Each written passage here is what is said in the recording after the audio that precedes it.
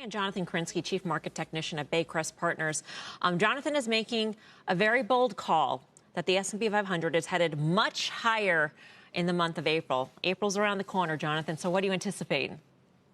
Well, going on some of the talking points you guys said earlier, there's been this very bipolar market, and it really culminated in the last several months where you had the Russell 1000 growth and Russell 1000 value. The 50-day rolling correlation on a value basis actually went negative for the first time in about two decades. We haven't seen it since the late 90s. So what that meant is that the S&P has basically treaded water. It's moved sideways for the last couple months for all intents and purposes.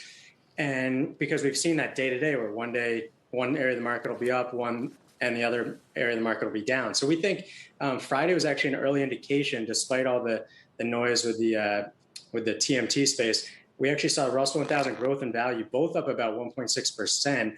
And we think that's a sign that we're coming out of this kind of bipolar market. You're going to see growth and value both work together rather than in opposition. And that's going to kind of lead to this final blow off, as you mentioned, where the S&P can push up towards 4,100, we think.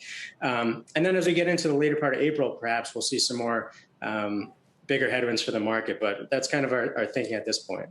Can that go on for a long period of time, Jonathan? Growth and value living side by side like dogs and cats? It certainly can, and by no means, if we get to 4,100 in April and things are still healthy and checks are still good, we're not going to necessarily say to get everything at that point. It's just if you look at some other parts of the market, some of the low vol names relative, high dividend payers relative to the S&P and relative to high beta, we're seeing the relative performance of that so underperformed. We haven't seen that also since the late 90s. So we think there's a lot of moving parts here, but overall we think you'll get one more kind of blow off move where everything kind of works together, and that's probably maybe an as good as it gets moment, but we'll see when we get there.